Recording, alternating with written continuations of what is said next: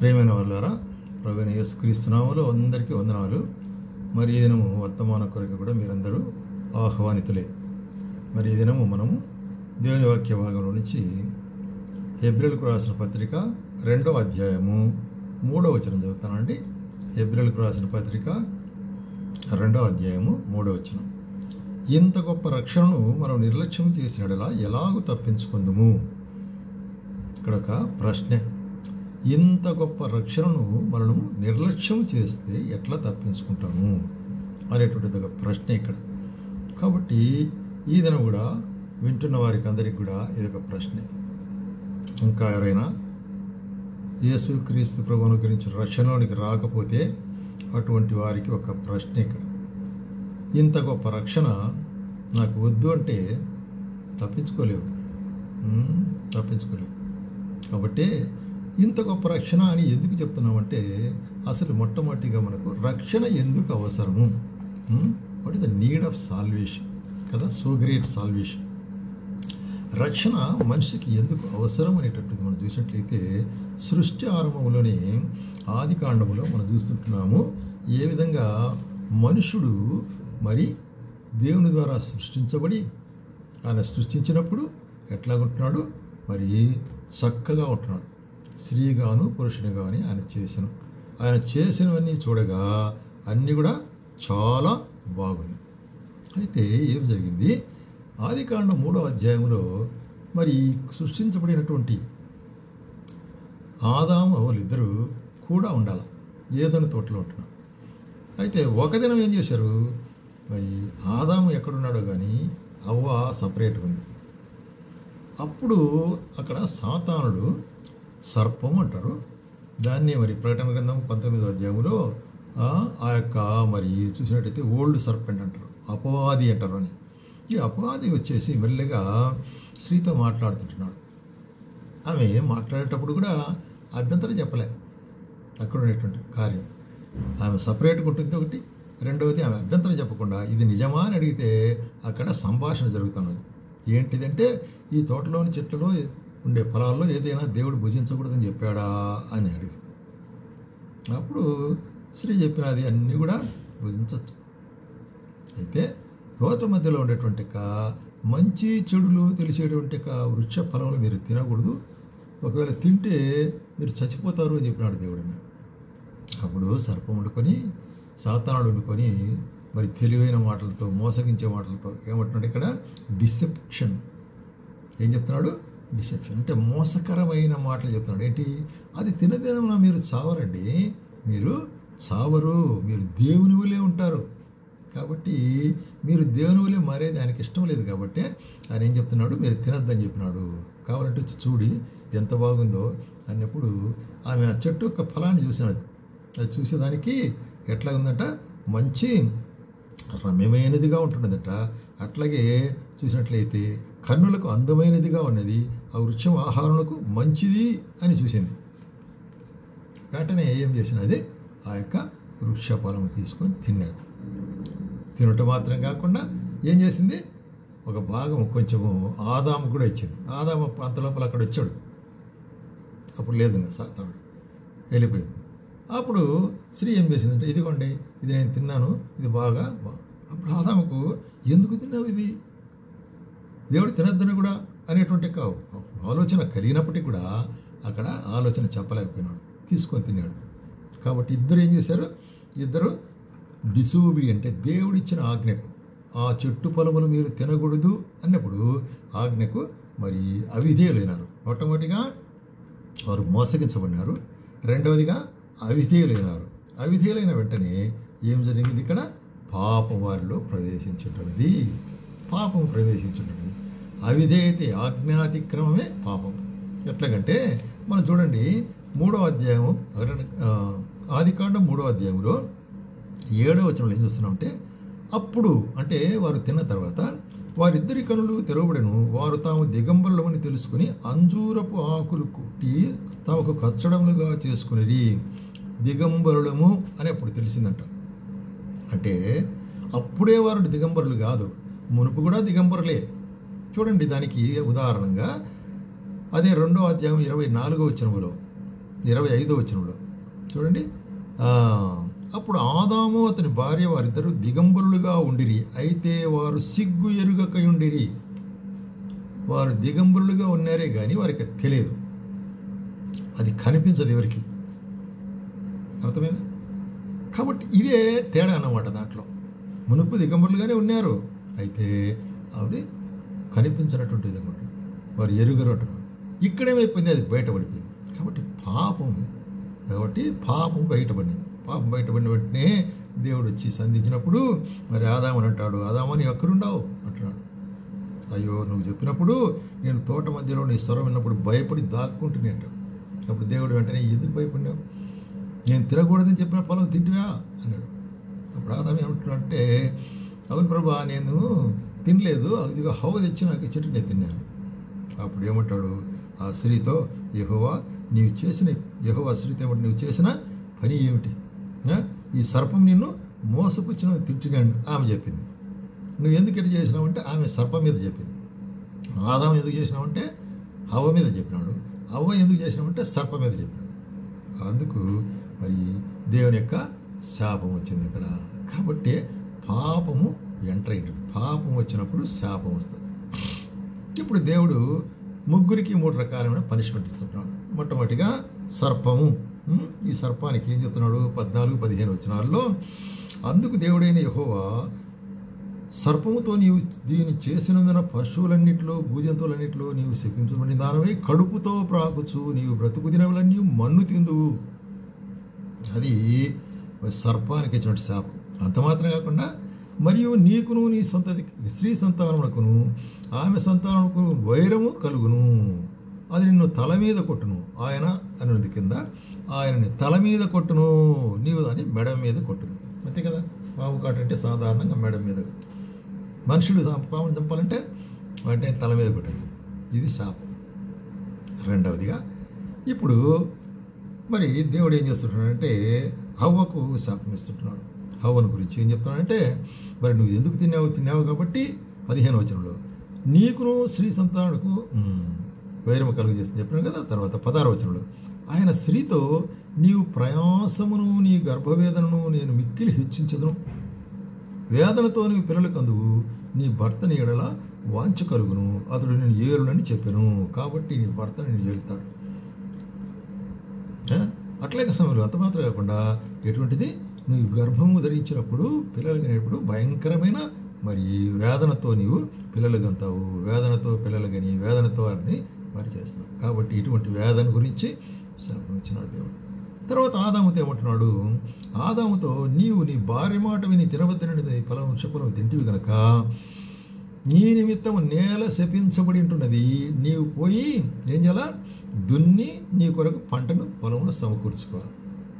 ఏదేంలో ఉన్నప్పుడు శాపం లేనప్పుడు వారు ఏం పని చేయాల్సిన పని లేదు, అన్నీ కూడా దేవుడు అక్కడ ప్రొవైడ్ చేసినాడు. అయితే మనుషుడు ఇప్పుడు పాపం చేసినాడు, మరి అటువంటి శాపం నీ యొక్క స్వేద బిందువులు చూసినట్లయితే ఏమంటాడంటే, మరి నేలను నుకపు చెమట కార్చి ఆహారం తిందు, కాబట్టి ఏలైనగా నేల నుండి నీవు తేబడితే కనుక నీవు అంత మాత్రం కాకుండా నీవు మన్నే కనుక నీవు తిరిగి మన్నైపోదు, మరణం ప్రవేశించింది. కాబట్టి ఆజ్ఞాతిక్రమం పాపం, పాపంలో వచ్చి జీతం మరణము. కాబట్టి దీని ద్వారా ఇప్పుడు మనుషునికి ఏం అవసరమైంటున్నది, రక్షణ అవసరమైనది. అర్థమైందండి, రక్షణ అవసరమైనది. కాబట్టి మనుషునికి రక్షణ అవసరమైనది. అందుకొరకు ఏమంటున్నాడంటే మరి చూసినట్లయితే మరి పాపం వలన వచ్చు జీతం మరణం. అయితే మన ప్రభు అయిన యేసుక్రీస్తునందు మరి నిత్య జీవం ఆయన మనకు అనుగ్రహిస్తున్నాడు. ఆయన వరముగా మనకు నిత్య జీవం అనుగ్రహిస్తున్నాడు రోమీయులకు 6:23. కాబట్టి దేవుడిచ్చే వరం ఏంటంటే ప్రభు అయిన యేసుక్రీస్తు ద్వారా నిత్య జీవాన్ని. అంటే అర్థం ఏంటి, యేసుక్రీస్తు ద్వారా ఆ నిత్య జీవము అనేటువంటి యొక్క మార్గాన్ని ఏర్పరిచినాడు. దాన్నే మనం ఏమంటున్నాము, మరి రక్షణ అనేటువంటి. కాబట్టి పాపైపోయినాడు మనుషుడు, మరణం పొందుతున్నాడు, ఏదైనా తోటలోంచి తరిమేయబడినాడు, మరి భూమిని సేద్యపరుచుకుంటూ కష్టపడుతుంటున్నాడు. అటువంటి యొక్క మనిషి మరణిస్తే మరి ఎట్లా? కాబట్టి ఆ యొక్క శాపం నుంచి విడుదల చేసేదాని కొరకై యేసు ప్రభు ఏం చేస్తున్నాడు, ఆయన మన కొరకు రక్షకుడిగా ఉంటున్నాడు. సరే, ఈ రక్షణ గురించి ఇంత గొప్ప రక్షణ అని చెప్పారు కదా. ఇంత గొప్ప రక్షణ అంటే ఏంటి? ఎంత గొప్ప రక్షణ? మన సృష్టిలో మనం చూసినట్లయితే దేవుడు మొట్టమొదటిగా సృష్టి చేసినప్పుడు ఏం చేశాడు? ఆదికాండం 1వ అధ్యాయంలో మనం గమనించినట్లయితే మరి భూమి అంతా కూడా మరి అక్కడ లేదు, జలములన్నీ కూడా భూమిని కప్పి ఉన్నాయి. అక్కడ దేవుని ఆత్మ జలములపై నిల్లాడుతున్నదని చెప్తున్నాడు. అటు మొదటి దినము మరి అక్కడ వెలుగు కలుగు చేసినాడు, అక్కడ రాత్రి పగలు కలుగా మరి ఒక దినం ఆయన అంటున్నాడు. అక్కడ సూర్యుని చంద్రుని కలుగు చేస్తున్నాడు, తర్వాత జంతువులు కలిగి చేసినాడు, దాని తర్వాత పక్షులను కలిగి, దాని తర్వాత చెట్లను కలిగి చేసినాడు. ఇవన్నీ కలుగు చేసి దేవుడు నోటి మాట చేత సృష్టించినాడు. కాబట్టి దేవుడు మరి సృష్టిలో ఉపయోగించిన యొక్క బలం అనేటువంటిది సులభంగా ఉంటున్నది, నోటి మాట ద్వారా జరిగింది. అయితే ఇప్పుడు దేవుడు పడిపోయిన మనిషిని తిరిగి ఎట్లాగా రక్షించాలంటే గొప్ప ప్రణాళిక అవసరమైనది, గొప్ప ప్రణాళిక, ప్లాన్. అందుకొరకే ఈ ప్రణాళికలో ఏం చెప్తుంటాడు ఇక్కడ చూసినట్లయితే చూడండి, ఎఫెసీయులకు రాసిన పత్రికలో 1వ అధ్యాయము దేవుని యొక్క ప్రణాళిక అంశాలుగా ఉంటుంటుంది. చూడండి, మన ప్రభు అయిన యేసుక్రీస్తు యొక్క తండ్రి యొక్క దేవుడు స్తుతించబడుగాక. గాడ్ ద ఫాదర్, తండ్రి అయిన దేవుడు మతి పెట్టుకోండి. ఆత్మ సంబంధమైన ప్రతి ఆశీర్వాదం మనకు అనుగ్రహించి ఎట్లనగా మరి తన ప్రియునియందు తాను ఉచితముగా మనకు అనుగ్రహించిన కృపామహిమకు కీర్తి కలిగినట్లు దయాసంకల్పం చొప్పున మరి ఏం చేస్తున్నాడు ఆయన? మనల్ని కుమారులుగా స్వీకరించి మనల్ని ముందుగానే ఏర్పరచుకున్నాడట. ఎప్పుడు? జగత్తు పునాది వేయబడక వరకే. కాబట్టి యేసుక్రీస్తు ద్వారా మనల్ని కుమారులుగా స్వీకరించుట అనేటువంటి యొక్క ప్లాన్, రక్షణ ప్రణాళిక. ఆ కుమారత్వమును కోల్పోయినాం శాపం ద్వారా, కాబట్టి పాపంలో ఉంటున్నాం. కాబట్టి ఈ మనుషులను పాపంలో నుంచి రక్షించడానికి కొరకై ఒక ప్రణాళికలు సిద్ధపరిచినాడు తండ్రి అయిన దేవుడు. తన కుమారుడి లోకానికి పంపించి పాపపరిహార్థ బలిగా అర్పించబడుతున్నాడు అనేటువంటి కార్యం ద్వారా. ఇది తండ్రి అయిన దేవుడు వేసినట్టు ప్రణాళిక. రెండవదిగా కుమారుడైనటువంటి యేసుక్రీస్తు ప్రభు ఏం చేస్తున్నాడు? ఇక్కడ చూడు 7వ వచనములో ఏం చేస్తున్నాడు చూసినట్లయితే, దేవుని కృపామహేశ్వరం బట్టి ఆ ప్రియునియందు ఆయన రక్తం వలన మనకు విమోచనం, అనగా అపరాధములకు పాపక్షమాపణ కలిగి ఉంటుంది. కాబట్టి ఇప్పుడు కుమారుడైన దేవుడు లేక యేసుక్రీస్తు ప్రభు ఈ లోకములకు వచ్చి ఆయన మరి మన కొరకై మరి ఆయన కుమారుడుగా ఈ లోకాన్ని పుట్టి ఇప్పుడు కాలము సంపూర్ణమైనప్పుడు అంటాడు. దానికి ఒక సమయం ఏర్పరిచినాడు దేవుడు. అంటే అందుకే 9-8 వచనం ఏంటంటే, కాలము సంపూర్ణమైనప్పుడు జరగవలసిన ఏర్పాటును బట్టి ఆయన దయా సంకల్పాన్ని బట్టి యేసుక్రీస్తు మన కొరకు వచ్చినాడు. అందుకొరకే గలతీయులకు రాసే పత్రికలు కూడా ఏమంటాడంటే 4వ అధ్యాయం 4వ వచనం, అయితే కాలము సంపూర్ణమైనప్పుడు దేవుడు తన కుమారుని పంపెను. కానీ కాలము సంపూర్ణమైనప్పుడు దేవుని తమ కుమారుని పంపి ఏం చేసినాడు? ఇక్కడ ఆయన తన యొక్క రక్తము దార్చుట ద్వారా మనకు పాపక్షమాపణ, విడుదల అనేటువంటి కార్యం జరిగించాడు. కాబట్టి దేవుడు ఏదైతే మరి అక్కడ పరలోకపు మరి ప్లాన్ వేసినాడో ప్రణాళిక, దాన్ని యేసుక్రీస్తు ప్రభు కుమారుడైన యేసుక్రీస్తు ప్రభు దాని ఈ లోకంలోనికి వచ్చి ఎంతో మరి కష్టాల మధ్యలో, శ్రమల మధ్యలో, అవమానం మధ్యలో మరి ఆయన శిలువలో మరణించి భూస్థాపన తిరిగి లేచి దాన్ని నెరవేర్చినాడు. సో రక్షణ కార్యం నెరవేర్చుతున్నాడు. ఇప్పుడేముంటున్నది?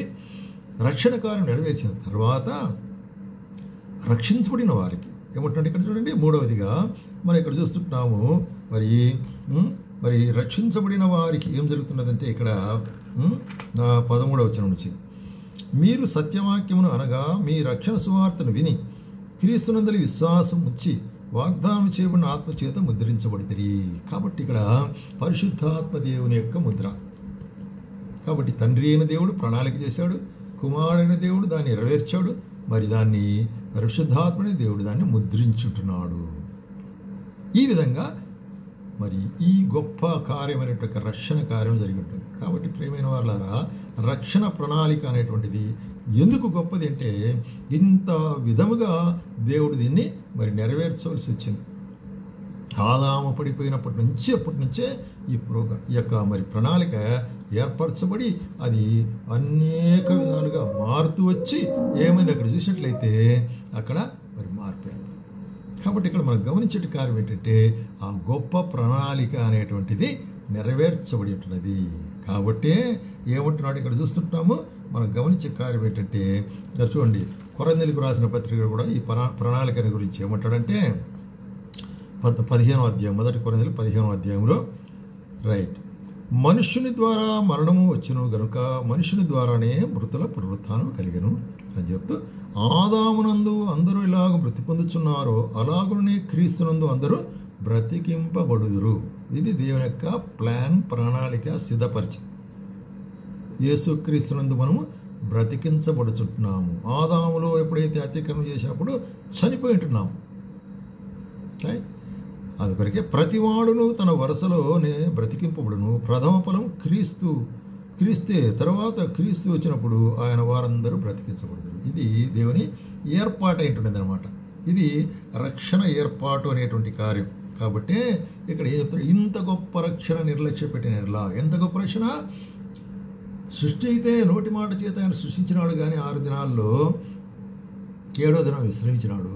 అయితే రక్షణ కొరకైతే మనం పాత నిబంధన గ్రంథంలో నుంచి మరి ప్రకటన గ్రంథం వరకు, మరి స్వార్థల వరకు, అపోస్తల కార్యముల వరకు దేవుడు చేసినట్టు గొప్ప కార్యములు ప్రణాళిక చేసినట్టు. అందుకొరకే ఏమంటున్నాడంటే, మరి ఈ యొక్క రక్షణను ఎట్లాగా నిర్లక్ష్యం చేస్తాము.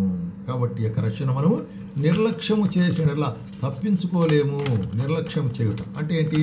ఈ రక్షణ కొరకే ఏమన్నాడు, యేసుక్రీస్తు ప్రభు కూడా ఈ లోకంలోకి వచ్చినప్పుడు ఆయన మరి చూడండి ఏం ప్రకటిస్తున్నాడు. మొట్టమొదటిగా ఆయన ప్రకటించిన కార్యం ఏంటంటే, చూడండి మత్తయి సువార్త 4:17 రైట్, అప్పటి నుండి యేసు పరలోక రాజ్యం సమీపించున్నది కనుక మారు మనస్సు పొందుడని ప్రకటించను. కాబట్టి మారు మనస్సు పొందుట అనేటువంటిది మనుష్యునికి అవసరము.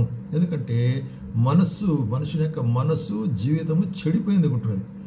అది పాపంలో ఉండేది ఉంటున్నది, అది దుర్మార్గతలో ఉండేది ఉంటున్నది. కాబట్టి మారు మనస్సు అవసరము అనేటువంటి కార్యాన్ని మనకు తెలిపేది ఉంటుంది. ఎటువంటి మారు మనస్సు అంటే, యోహాను సువార్త మరి 5వ అధ్యాయం 24వ వచనములో, నా మాట విని నన్ను పంపిన వానందు విశ్వాసముంచువాడు. అటువంటి మారు మనసు, విశ్వాసం అనేటువంటి మారు మనసు ఉంచువాడు నిత్య జీవము గలవాడు. వాడు తీర్పులోనికి రాక మరణములో ఉండి జీవములోనికి దాటి ఉన్నాడని చెప్పెను. కాబట్టి మరణములోనికి దాటి ఉంటున్నాడు ఎవరు? యేసుక్రీస్తునందు విశ్వాసం ఉంచినట్లయితే.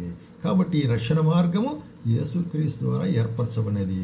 అందుకొరకే అపోస్తలుడైన పేతురు కూడా మరి పెంతెకోస్తు దినమున ప్రసంగించినప్పుడు ఏం చెప్తున్నాడు ఇక్కడ, మీరు మారు మనసు పొంది పాపక్షమాపణ నిమిత్తం ప్రతివాడు యేసుక్రీస్తు నామమున బాప్తిసం పొందుడి, అప్పుడు మీరు పరిశుద్ధాత్మను వరవ పొందుదురు.